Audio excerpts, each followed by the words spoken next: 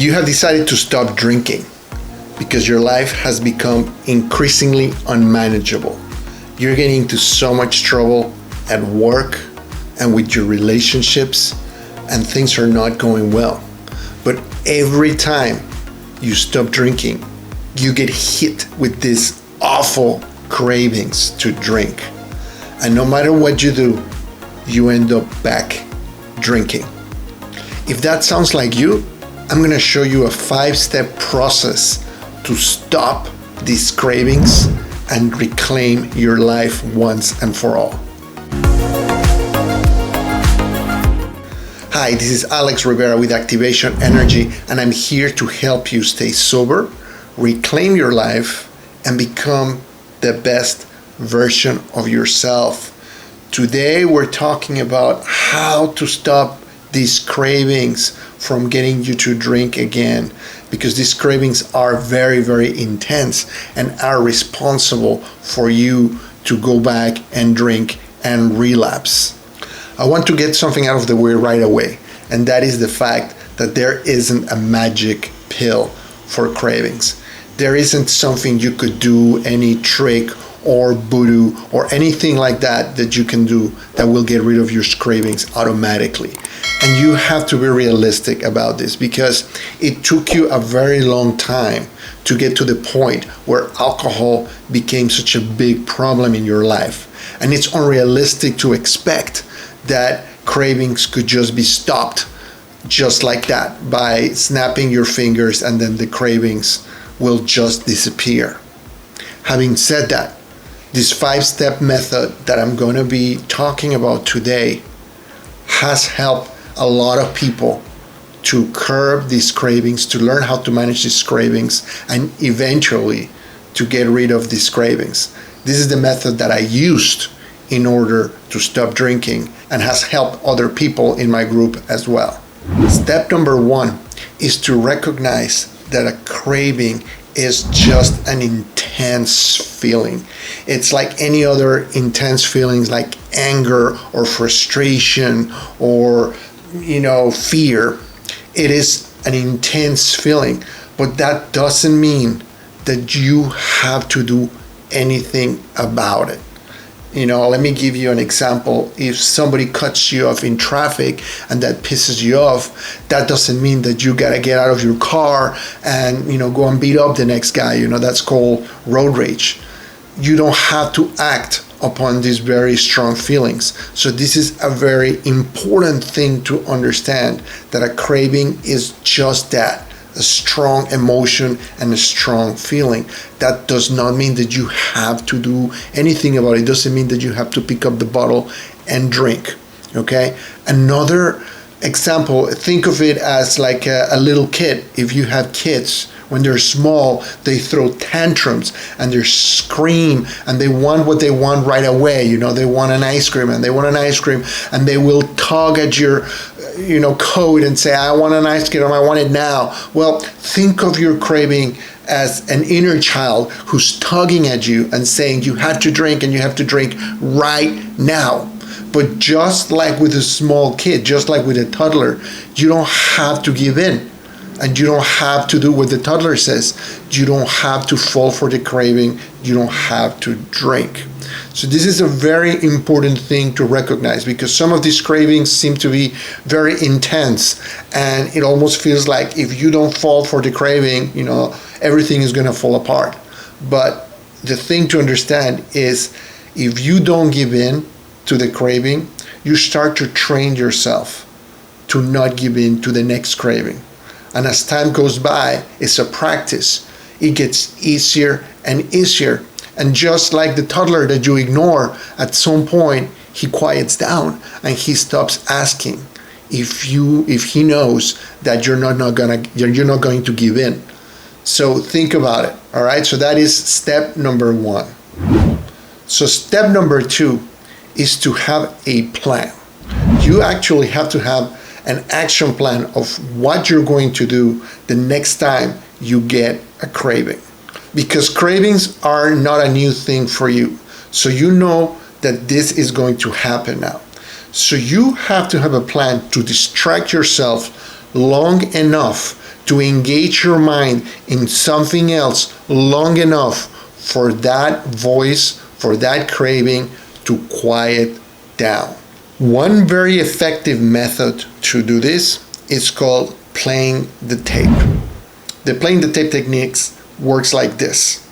You know how the story is gonna end up if you decide to drink, because quite frankly you've done it so many times that you know what happens. If you pick up the bottle tonight, chances are things are gonna end up in a very bad place. You're gonna end up drinking too much, passing out, acting stupid, maybe talking to people that you're not supposed to talk, or maybe behaving in a way that you will regret. So just think about all these other instances where you have drank too much and the consequences of that have been very negative. So you can use your power of recall, your power of imagination to know how this story ends. So you're playing this tape because you heard this song before. You know how things are going to end.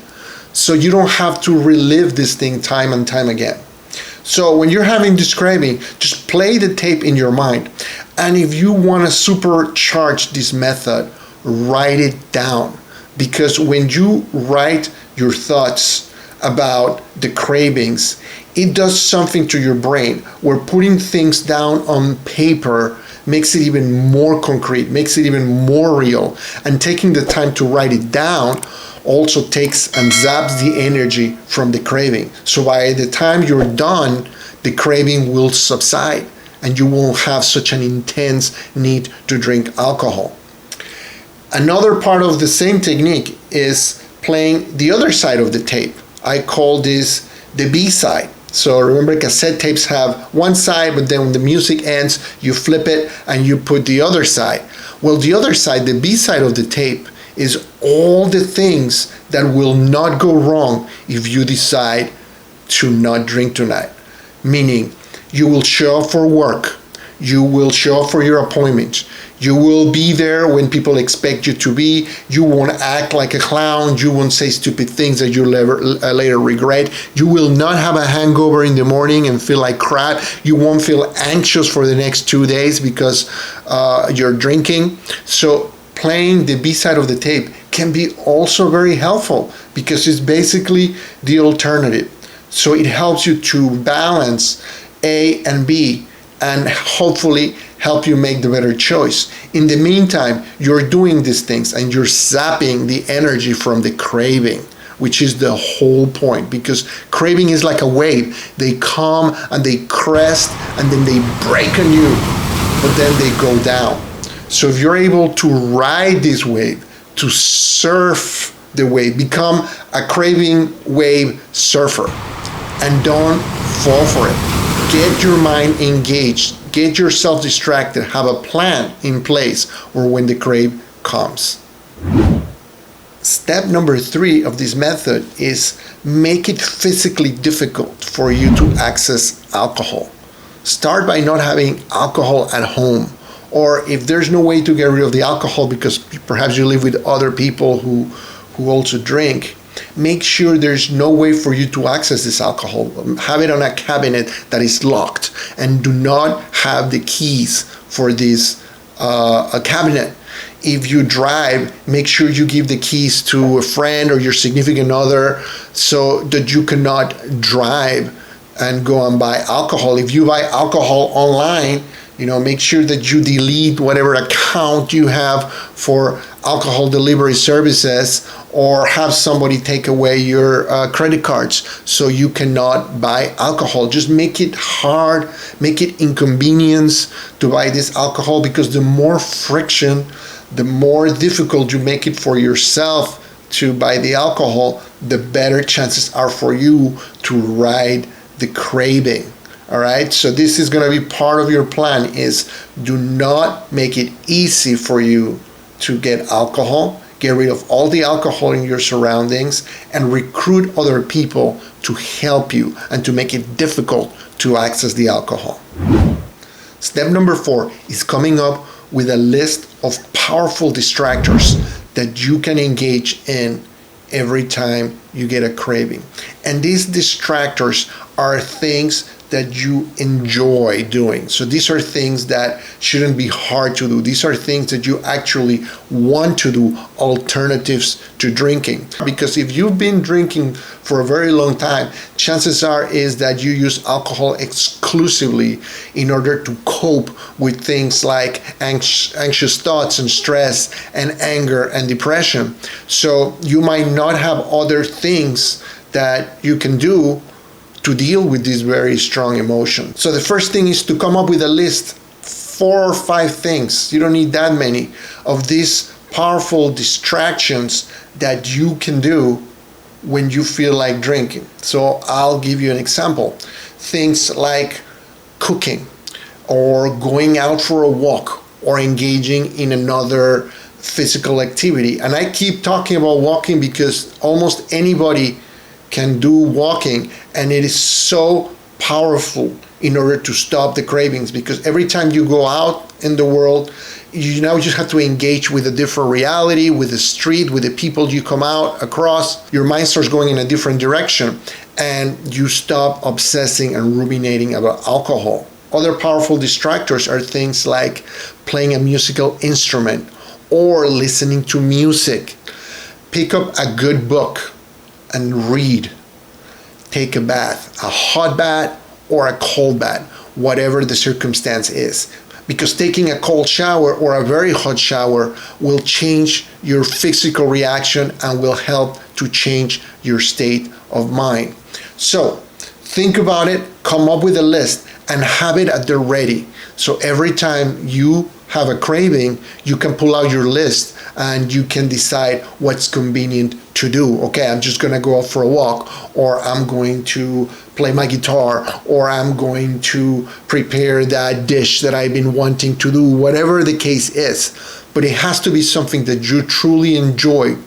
And this can become your new go-to instead of drinking. Because it's so important to start building new habits to replace the old drinking habit. So if you currently don't have a list of things, take a few minutes to think about it and share it in this channel in the comments below, because it can give us some ideas as far as what are some things we can all do. And step number 5 seems simple compared to the other steps, but it's actually very important, and that is to celebrate the victories. Every time you're successful in fending off a craving, give yourself some credit. Give yourself a pat in the back and document what it is that you did in order to stop the craving. What was the situation? What was the circumstance? And again, this time around, very useful if you can record this in your journal, if you can write it down on a piece of paper and say, okay, this is what happened. I was feeling this way, and then I decided, I was gonna go for a walk, or I talked to my best friend, or I did something, and you were able to ride the wave of the craving without it, falling on you and drinking. So you have to celebrate the little victories, give yourself an attaboy, give yourself a pat in the back, and give yourself grace, because this is very important to give yourself positive reinforcement. This will help you next time that you have a craving. And even if you fall for the craving next time, you're slowly training yourself, training your mind that you can be successful, that you can do this, and that cravings will not kill you, that cravings will go away if you can only distract yourself a little longer. This method, if you practice it over and over again, will help you to stop these cravings.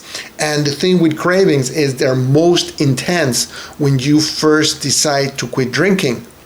But the longer you go without falling for these cravings, the less loud they become.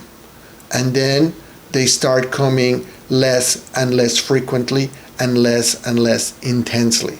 It's like anything else worthwhile in life. It takes work. But it works. It works if you work it, is the saying. You just have to do this and start training yourself to do things differently.